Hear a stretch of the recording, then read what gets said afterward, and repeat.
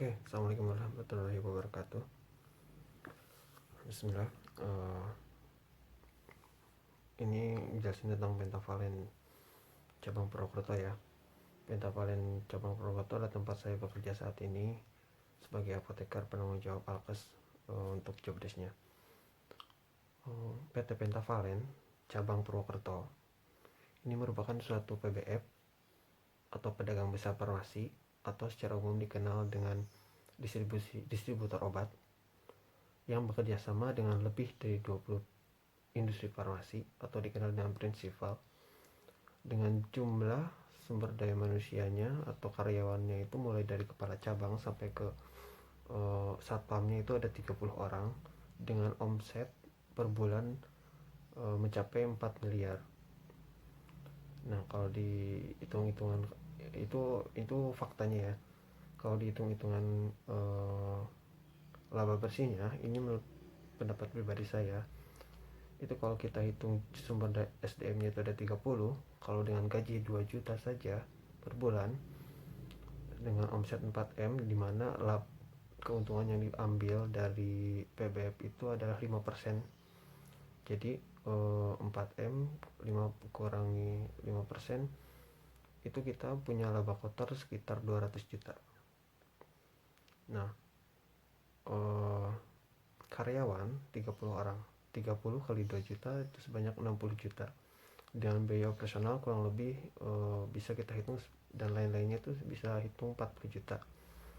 Jadi 200 juta dikurangi 60 plus 40 juta, sisa laba bersihnya sekitar 100 juta. Kurang lebih seperti itu.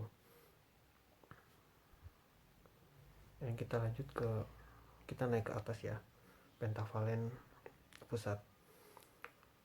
Tadi kita bicara masalah Pentavalen cabang ya. Pentavalen pusat itu sebuah trading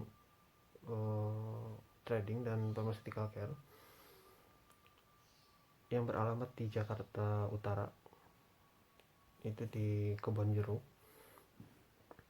Itu berdiri sejak tahun 1968 dan sekarang sudah mempunyai 34 cabang, dibagi dalam 4 room dari 4 wilayah gitu di seluruh Indonesia, dari Aceh sampai ke daerah Sulawesi. Itu room 1 daerah Sumatera, room 2 itu Sumatera dan Banten, room 2 itu daerah Jawa Barat dan Kalimantan Barat, room 3 itu ada Kalimantan Tengah Timur sama Jawa Tengah plus Jogja dan Bali, dan room 4 itu daerah Jawa Timur dan Jawa Timur, Madura, dan daerah Sulawesi, daerah timur sana. Oke. Bayangkan kalau misalnya tadi kita hitung per cabang itu bisa punya, kalau ini nembus target 100% ya, omset 100%, bisa 100 juta kali 34 cabang, bisa nyampe 34 miliar untuk laba bersihnya loh.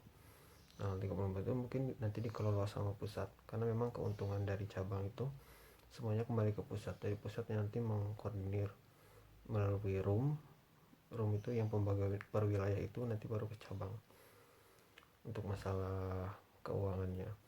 Itu memang tersentralisasi di pusat. Nah, kalau kita pikir-pikir dan kita cari tahu, ini perusahaan ini kok bisa sampai 4M gitu kan, omsetnya gimana caranya, ya kita bahas ya.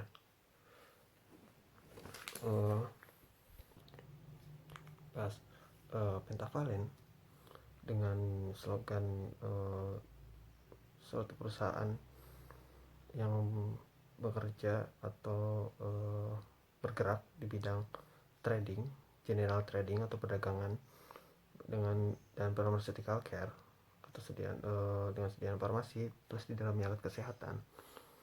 Itu ternyata ini sepengalaman saya bekerja ya di Pentavalen cabang Purwokerto, itu bukan hanya farmasi yang dijual.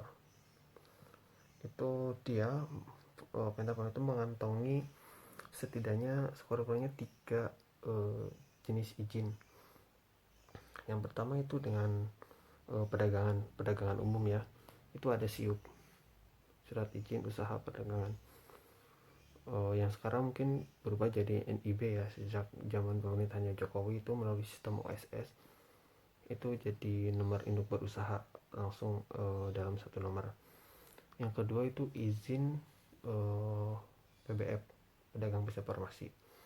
Izin PBF itu kita mempunyai dua, yaitu izin dari Kementerian Kesehatan melalui Dinas Kesehatan, itu izin PBF, dan yang kedua itu sertifikat CDOB.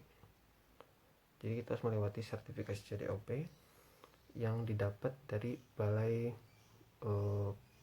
BPOM.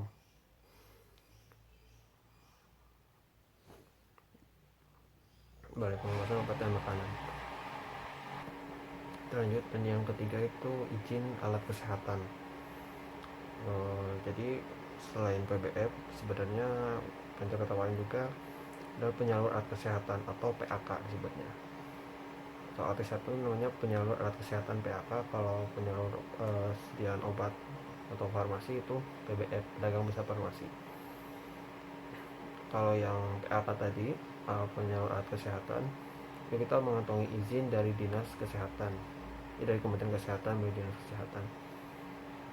Dan itu untuk itu juga ada sertifikasinya CDAKB, cara distribusi alat kesehatan yang baik. Kalau yang CDOB tadi cara distribusi obat yang baik. Kalau CDAKB itu didapat dari dinas, nggak salah dari Dinas Kesehatan sendiri, jadi nggak melalui BPOM. Terus untuk produk yang dibawanya itu tadi kan kan ada tiga ya, kita punya tiga, ada perdagangan, ada jual beli secara umum, ada PBF di farmasi, dan ada di alat kesehatan.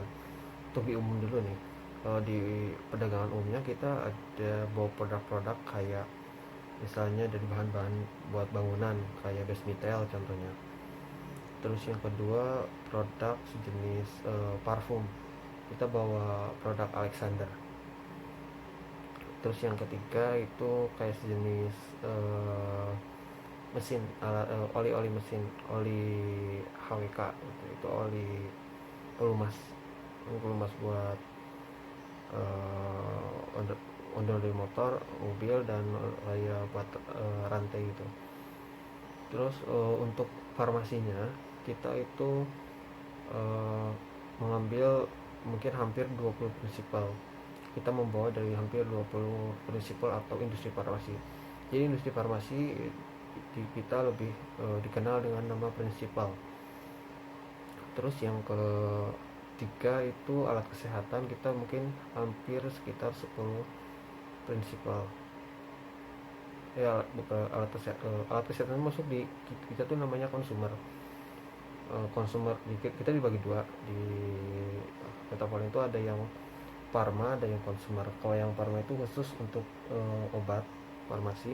Kalau yang konsumer itu terbagi dua. Konsumer itu ada yang umum, yang tadi saya jelaskan, ada Esmitel dan lain-lain itu kan, ada bahan-bahan bangunan, ada parfum, ada oli gitu kan, dan alat kesehatan. Nah, alat kesehatan itu kita bawa dari prinsip kayak Dampak, terus dari merek-merek Vivo dan lain-lain. Itu mungkin konsumer sekitar 10 prinsipal. Nah, untuk strategi penjualannya kita menggunakan salesman yang keliling ke outlet kayak gitu, dan dibantu dengan prinsipal, karena kita membawa produk dari hampir 20 prinsipal tadi. Jadi prinsipal itu, industri farmasi itu mengutus orang-orang buat memastikan produknya itu bisa terjual. Itu nama orangnya disebut dengan medrep atau medical representative. Nah, salesman ini dibantu oleh medical representative untuk menjual produk.